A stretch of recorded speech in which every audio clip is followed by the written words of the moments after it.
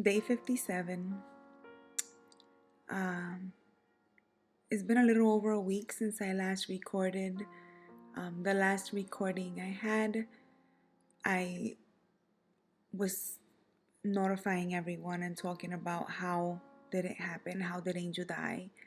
Um, Unfortunately, that video was too long, and I'm having technical difficulties downloading it.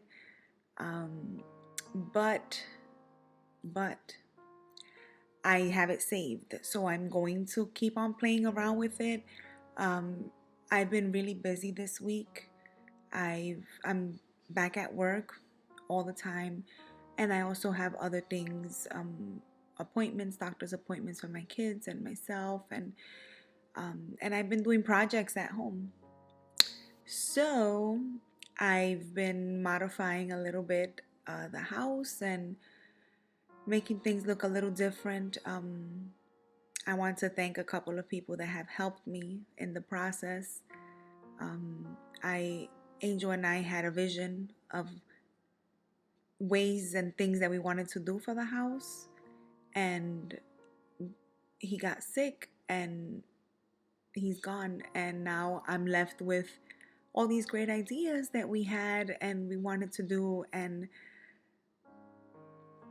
nobody to share it with.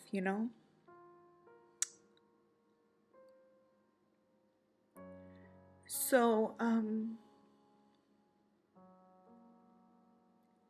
I still continued with some of our plans. I still, modified and fixed things.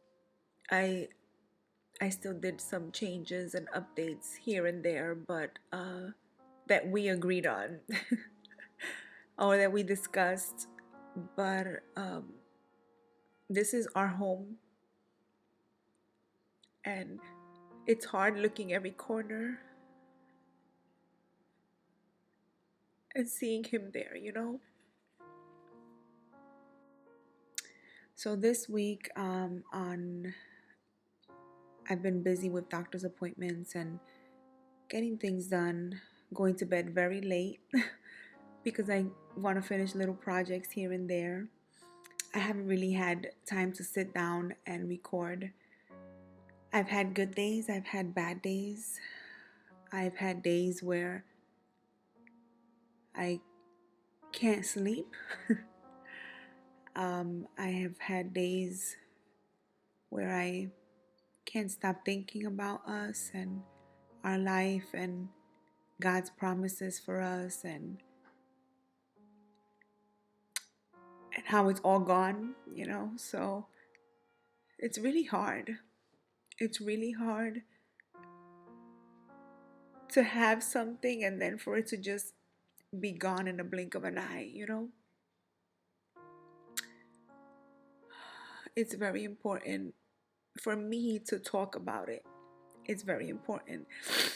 I know I have a couple of friends that don't know what to say, and they've actually a few close friends have actually asked me, what is it okay for me to say? Is it okay for us to talk about this or that? And I'm not going to lie. I have adapted some morbid jokes, some morbid widow jokes, uh, because this is my reality. It's my reality, and how am I supposed to tell people when they ask me, "How's your husband?" Or when people that I meet ask me, "Are you married? Do you have any kids?" And it's like, do I say yes, I'm married? Do I say I was married? Do I say he died? Like I don't I don't know either. And for those friends of mine that I've shocked you with my morbid widow jokes, I I don't know how to say it without crying. Every time I say something, I don't know how to say it. I just don't. So I say it with a joke. I joke around with it because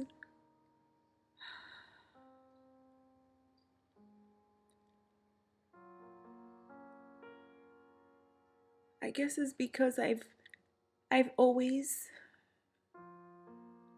masked my pain with a smile, and and this time around, this is indefinite. This is forever.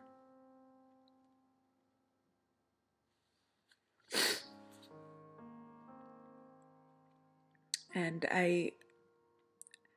I know this is a lot for some people. I just understand how much harder it is for me.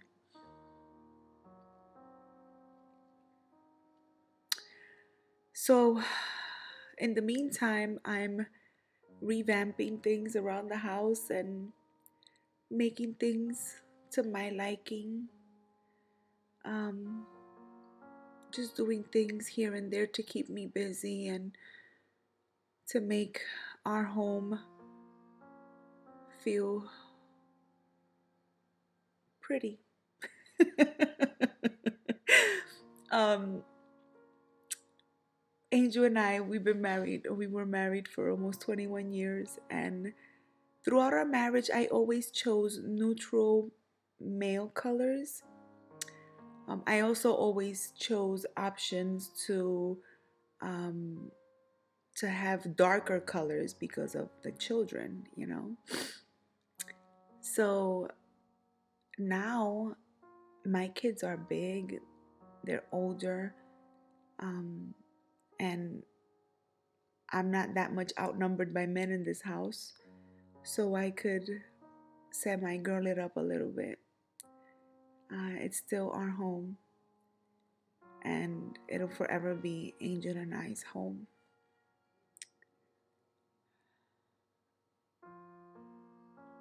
And I wish he was here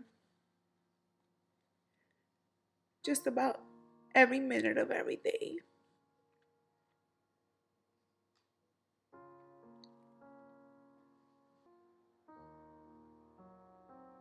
I've just been doing things around the house, and I'm not gonna lie, I've tried to focus on reading the word and praying, and it's hard. It's hard. It's so hard because every application in my life has always been an application regarding my husband and my kids and my family, and me and my family shall serve the Lord, you know, and now it's not. So when I read the word, and when I sing songs, and when I pray, I find it very hard. I'm not mad at God. I'm not. I know Angel's in a better place. I know he's not in pain anymore. I know that I know that. And I'm not mad that it was his time to go. I do feel upset though. Upset that the promises God had for us is no more.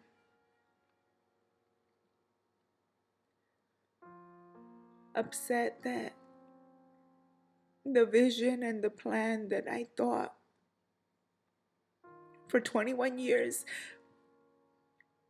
was meant for us, you know, they're gone. And now it's a whole new vision. Continuing life, living life without him.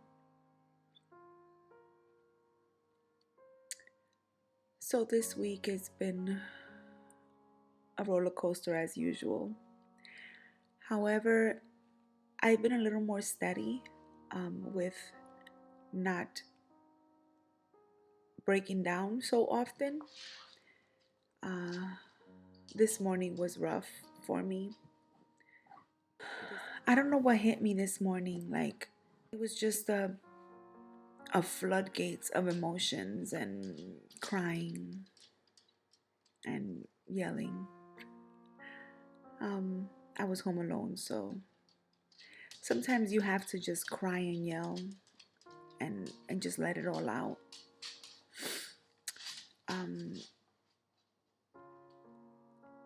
this is not the life I had planned.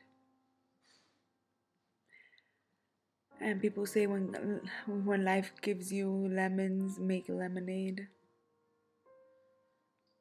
I don't like lemonade. I'm just like in awe of everything that has happened. 57 days.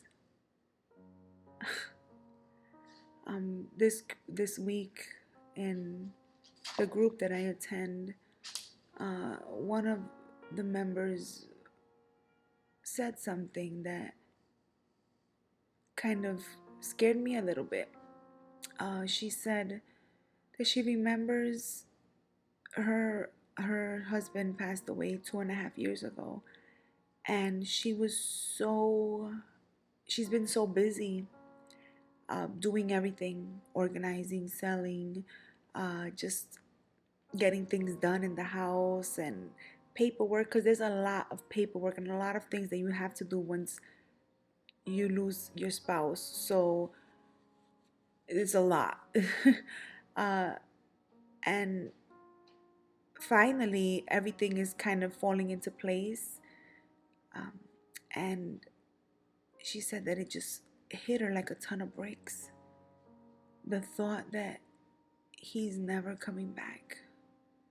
The thought that for 2.5 years she's been settling and situating things that needed to be done because she lost her husband, and now she's realizing that she lost her husband.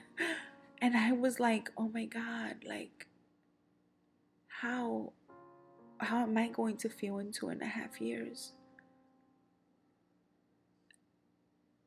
I don't even want to think about the future, honestly. I don't even want to think about how I'm gonna feel or what's gonna happen. I just wanna worship God with all my heart. I mean, that's all that I want. I want to honor him, and I want to be the best mom that my kids have. And I tell people, I pray to God to give me at least 15 more years. If you commit a sin is a sin. So many times as I was growing up, they would categorize sins like that's a big sin, that's a little sin. A sin is a sin. And in all reality, we just have to live right before God. And we won't be perfect, and we are going to sin. And it is up to us to ask God for forgiveness and to repent from these sins and try to live a life right. And if you have to ask God for forgiveness every 5 minutes, go ahead and ask God for forgiveness every 5 minutes. Life is short.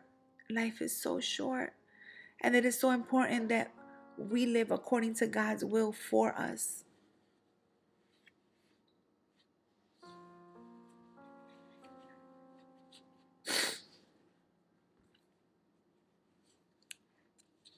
And I'm talking about this because last week, actually, a few weeks back, I received a message from someone that told me how certain words that I was saying was impacting their lives and how they felt God's conviction in their heart to surrender and run back to God.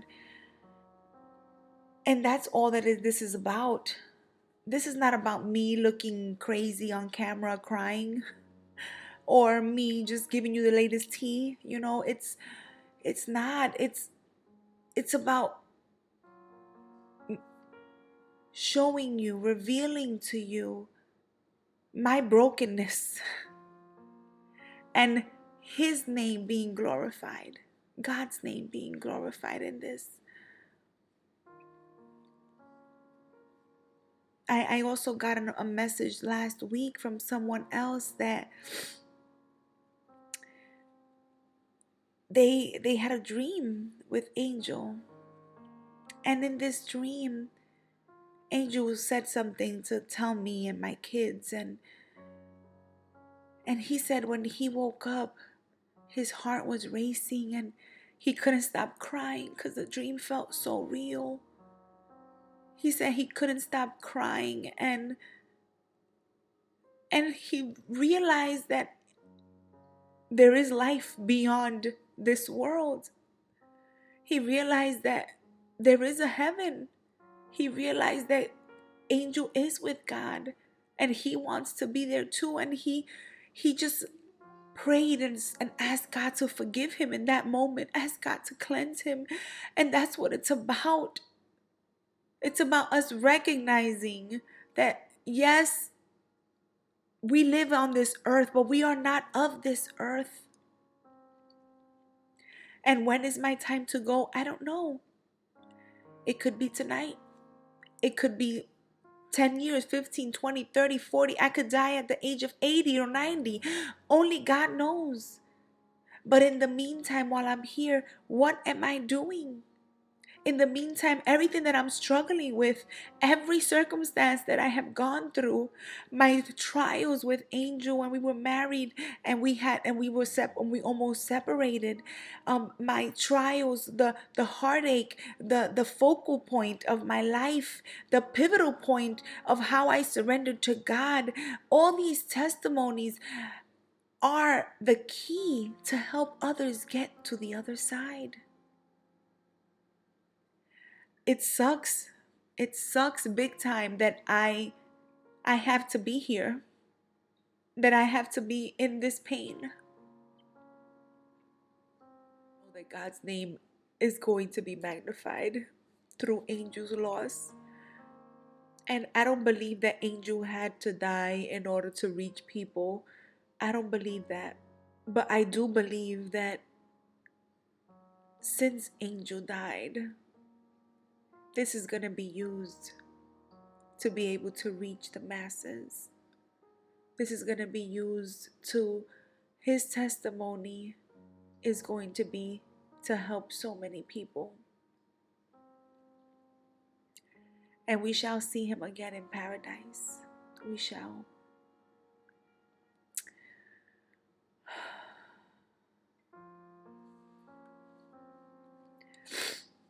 I'm going to try to record every week something. I like I said, I've been busy. This last week, it was Valentine's Day. And I didn't think it was going to be that hard for me because honestly, Angel and I, we never really celebrated Valentine's Day. However, we always found an excuse as to why to go out on a date.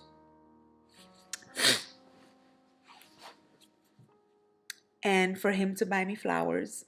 So I remember before any holiday or anything, sometimes I would tell him, are you going to get me flowers for whatever occasion? And he would be like, flowers? No.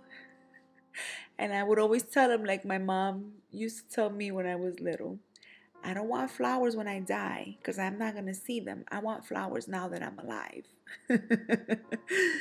So he would always act like he wasn't going to get me anything. And of course, every morning on whatever the day was, I would come downstairs and there would be a bouquet of flowers, sometimes a card, sometimes a little gift with the flowers. And he wouldn't say nothing. It would be like silence, which it was the cutest thing. He would act like, doo, doo, you know. And this Valentine's Day, I received a couple of bouquets of flowers, which was amazing. Thank you so much to everyone who gave me flowers. it's it's bittersweet to see flowers and know that I'm never going to get them again from my husband. And yet know that God is prompting people's hearts to bless me, because God knows how good I felt every time I would see a bouquet of flowers. So thank you guys. At church, the pastor's wife, our first lady, in the middle of worship, at the ending of worship, she came up to me and handed me a bouquet of flowers, and I tried my best not to ugly cry, and I was like, I did my makeup really pretty for Valentine's Day. And then I come home and there's a bouquet of flowers there from my mom. And then later on that evening, my sister-in-law and my brother-in-law take me out to eat dinner, which is usually what me and my hubby would do. And then I come home and there's another bouquet of flowers that another special friend of mine just felt in her heart to get me flowers. And I'm so grateful, guys. Like, thank you so much. Thank you so much. And I'm even more grateful to God. I'm so much more grateful to God because He's just showing me how much He loves me, how much Angel loved me. And even though we didn't have the perfect marriage, because we didn't, and we had many flaws with each other as husband and wife, I was his ride or die. And when he passed, when he died, I was by his side, no matter what. So I know for a fact that I did everything I could do to be the wife that God called me to be for Angel. And I don't know when I'm supposed to change my status. Like, I don't know when I'm supposed to say I'm not married or I'm a widow or he died. Like, I don't know. I don't. And it's crazy to think, but I'm doing, people. I'm doing the best I can with the cards that I was dealt.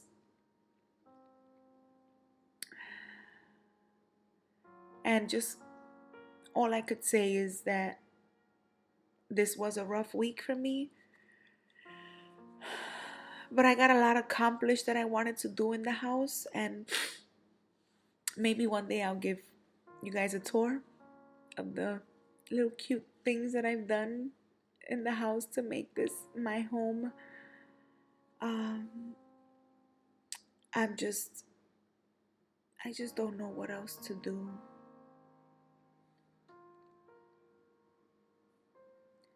This is my life now.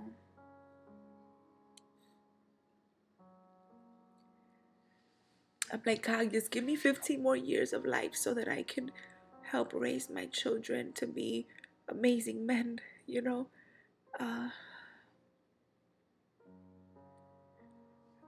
And life is short. Life is short and you never know when is your time to go. So in the meantime, be right. Get right with God and surrender your life to God. Ask God to forgive you, to cleanse you, to make you new. And I don't know, I was raised in like a strict Pentecostal church, and for us, when we were raised, when we were brought up, when you would give your life to God, they would give you like basically a book to tell you what you can't do, what you have to stop doing, what you must stop doing immediately because you're saved. And so many people would come to God and come to Christ, and when they would sin or not follow the guidelines, they would just leave church and they would leave God and abandon God. But I as I grew up as an adult and as I built my relationship with God, I realized, it's It's not about doing what's right according to a book. It's about serving God. It's about loving God. When you love God, okay, when you truly love him, you want to live your life right. You don't want to do wrong before him. You don't want to fall short, and all those things in that book that they used to give people that were recently saved, baby Christians like we like to call them. All those things in that book doesn't matter. If you commit a sin is a sin. So many times as I was growing up, they would categorize sins like that's a big sin, that's a little sin. A sin is a sin. And in all reality, we just have to live right before God.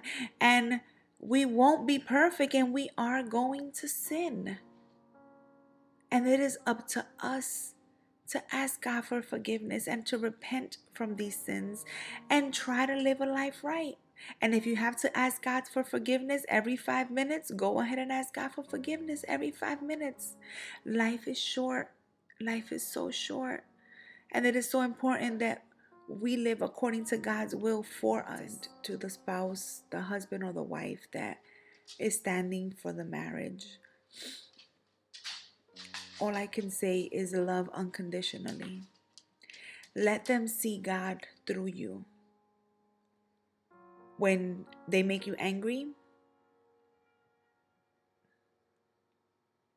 what would God do? When you want to curse them out, what would God do? So, all I could say is stand by your spouse, pray for your spouse. Love is a verb, there's an action behind it, which means without any conditions.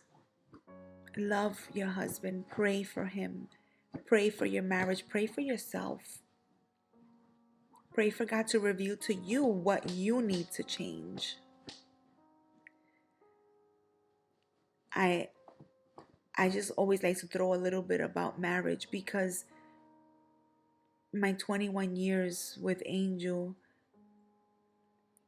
it was all about standing, fighting, uh, clinging on to God and His word and His promises over our lives. I made a vow unto God that I would stick by my husband through good and bad, through rich or poor, in sickness and in health, until death do us part. And my vow was complete. I stuck by him even when I wanted to run. And I am grateful to God for giving me that strength and that tenacity to stick by my husband. And I pray to God that tonight, you that are standing for your marriage, if you are believing God's promises, you have to believe them wholeheartedly and not waver. And not one day say, well, maybe it's God's will, and the next day say, well, maybe it's God's will for me to break up and find somebody else. Because that's not standing for your marriage. Either you stand and fight or you surrender. That doesn't mean that God won't bless you. It doesn't mean that God won't forgive you. It just means the promises that God had for you and your spouse will not be there anymore.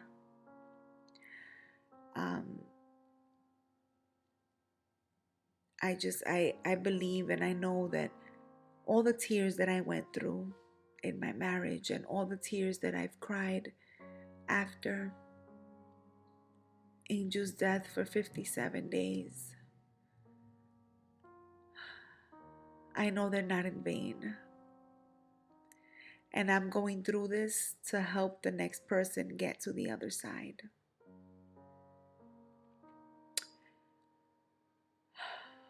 I'm here if anybody wants prayer, if anybody wants to reach out to me. I believe and I know that through my pain, I will give birth to the promises that God has for me. And although my husband isn't a part of it anymore, he is a part of it. Because of him, I am who I am.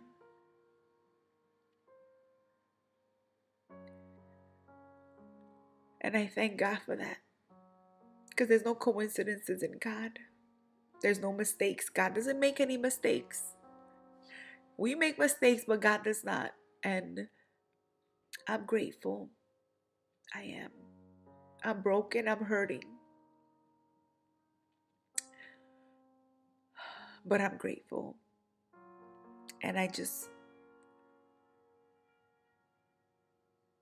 want to share God's message and our testimony with the world. Thank you guys so much for tuning in, and I'm sorry for the continuation of How Angel Passed not being uploaded yet. I'm trying to figure it out. Please bear with me. I'm going to dedicate some time on doing that. I still have it saved though, so I haven't deleted it. It hasn't been erased or deleted, so my phone is actually acting crazy. But I will talk to you guys later. Have a wonderful day. Stay safe, be blessed, and remember, trust in God, surrender to God, ask God to forgive you, and mend your ways with the Lord, because life is not promised. Death is, but life isn't. Now, where are you going to spend eternity?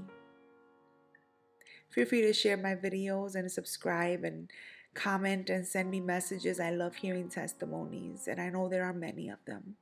God bless you guys.